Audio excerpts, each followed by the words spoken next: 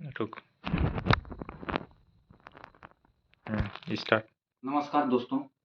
जैसे कि आज मेरा वीडियो बनाने का एक ही मकसद है।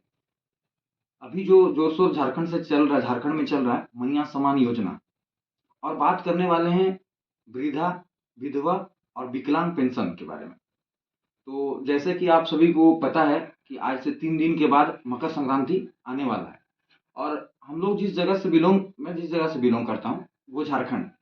और झारखंड में मकर संक्रांति काफी धूमधाम से मनाया जाता है। जैसे कि आप ये भी जानते हो कि बात करते हैं मकर संक्रांति के बारे में। मकर संक्रांति अलग अलग राज्य में अलग तरह से मनाया जाता है। ये हमारे जो भारत है, आप सभी जानते ही होंगे कि विभिन्न तरह से, देखिए आज झारखंड का ये कल्चर है, बिहार का अलग कल्चर है, एक ही चीज को अलग तरह से मनाया जाता है। यही भारत का सबसे भिन्न है सब देशों से, कि एक पर्व या त्योहार या फिर कुछ चीज जो होता है उसको अलग अलग टाइप से मनाया जाता है। तमिलनाडु में जैसे बोलते हैं तो पोंगल बोलते हैं, बिहार में अपना तिल मकर संक्रांति बहुत अलग अलग तरीके से मनाया जाता है। लेकिन इस बीच मैं जो बात करने वाला हूँ, मेन मुद्दा है मकर संक्रांति, मेन मुद्दा नहीं है। लेकिन मैं इस चीज से लिए इसलिए अवगत करा देना चाहता हूँ कि मकर संक्रांति खुशियों का त्योहार है, और उस त्योहार के बीच एक बात उठता है विधवा, वृद्धा और विकलांग पेंशन के बारे में। अभी हाल ही में झारखंड राज्य के सरकार ने मैया समान योजना के तहत 2500 रुपया करके दिया गया 18 से 50 साल के बीच के महिलाओं को। मैं इसके बारे में ज़्यादा डिस्कस नहीं करना चाहता, और ना ही ये गलत है सही है क्या है इसके बारे में मैं कुछ नहीं टिप्पणी करना चाहता। मेन मेरा मुद्दा है कि इस बीच, जैसे कि ये तो गरीबों को के लिए ही बना है, गरीबों को दिया जाता है कि जो पिछड़ा वर्ग के हैं, गरीब वर्ग के हैं, उनको दिया जाता है। लेकिन एक इस बीच में ना ही वृद्धा पेंशन आया, वृद्धा पेंशन, विधवा पेंशन और विकलांग पेंशन, जो कि मैया समान से ज्यादा जरूरत उन सभी को है।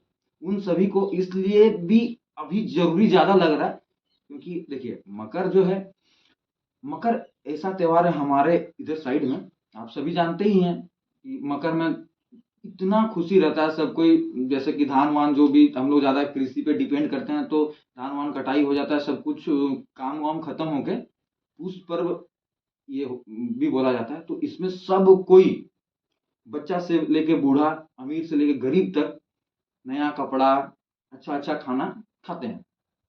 लेकिन आप सोच के देखिए, जैसे कि हम गांव से बिलोंग करते हैं, आप जो वीडियो अब देख रहे हैं, आप लोग हो सकता है शहर से देख रहे हैं, कोई गली मोहल्ले से, लेकिन आपके उस गली मोहल्ले में या फिर कोई गांव में ऐसे भी व्यक्ति होंगे, या फिर वृद्धा हो या फिर विकलांग हो, जो अकेले अकेले रह रहे हैं और उनको सख्त जरूरत है पैसा का। सोच के देखिए, अपने आप में फील फील करके देखिए कि आप ऐसे सिचुएशन में हैं जहाँ पे आपको ना ही पैसा है और ना ही कुछ है, लेकिन उस सारे जगह में उस वो लोग खुश हैं। तो सोच के देखिए वो फील कैसा लगता होगा कि यार सब कोई खुशी है लेकिन आप ही अकेले हैं। जैसे कि मान लीजिए कोई अ, उम, ऐसा सिचुएशन रहता है कि जैसे दीपावली हुआ या फिर कोई भी त्योहार हुआ, उस त्योहार में आपके कोई आपके अपना खो गया होता है, जिसको दुःख रहता है आपको, और सारे देशवासी विश्व भर में खुशी होते हैं। तो वो फील आता होगा उन लोग को। वो लोग फुल्ली डिपेंडेंट है उन पेंशन पे। तो ये मैं सरकार को दोष नहीं देना चाहता है, लेकिन मेरा मेन मुद्दा मकसद है कि इसका अब जब सरकार नहीं दी है, तो इसका अब हम लोग को क्या करना होगा कि मतलब उन सभी को खुश करना होगा। कैसे वो सभी मतलब अच्छे तरह से मना पाए, खुश हो पाए।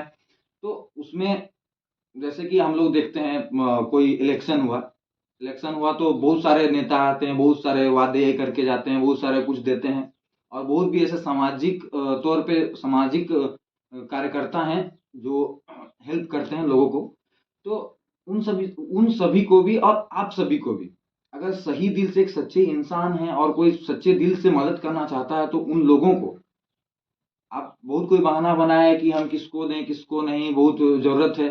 तो बात ये है कि हम लोग भी बहुत ज़्यादा अमीर नहीं हैं, लेकिन हम लोग को एक चीज़ करना होगा उसमें कि जैसे कि अपने स्तर से जो भी सक्षम हो, जैसे कि वो इंसान के लिए कोई कोई वृद्धा है, तो उनको साड़ी दे दें, जो जिसको एक्चुअली में ज़रूरत है।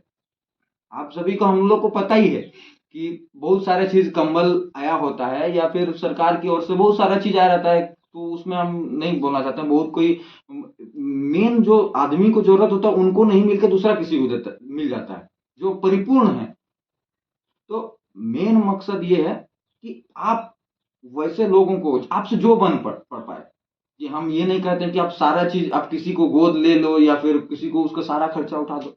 मेरा बोलने का मतलब है कि जैसे ये त्योहार में नया कपड़ा पहना जाता है, तो जो जिनके पास बहुत ज़्यादा सक्षम है, वो कपड़ा खरीद दें।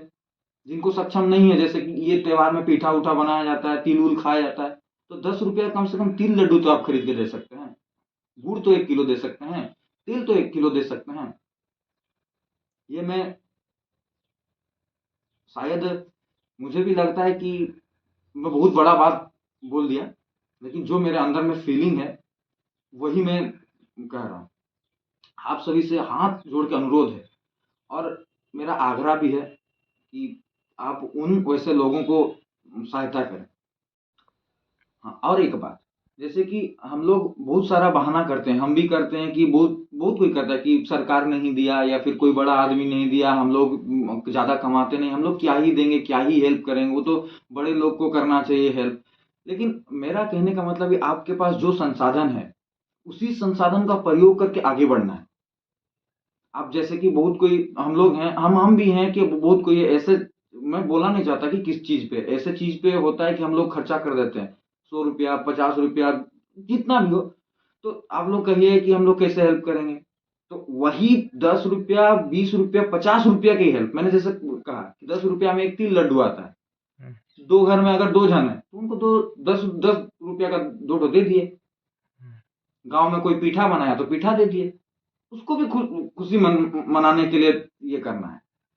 तो और एक बात कि ऐसे भी बहुत कोई हैं कि मतलब अपने मन में आता है कि हेल्प करें, अंदर से आता है, लेकिन नहीं करते हैं। लेकिन आप सबसे मेरा हाथ जोड़ के अनुरोध है कि आप लोग कीजिए, जितना हो सके कीजिए। धन्यवाद।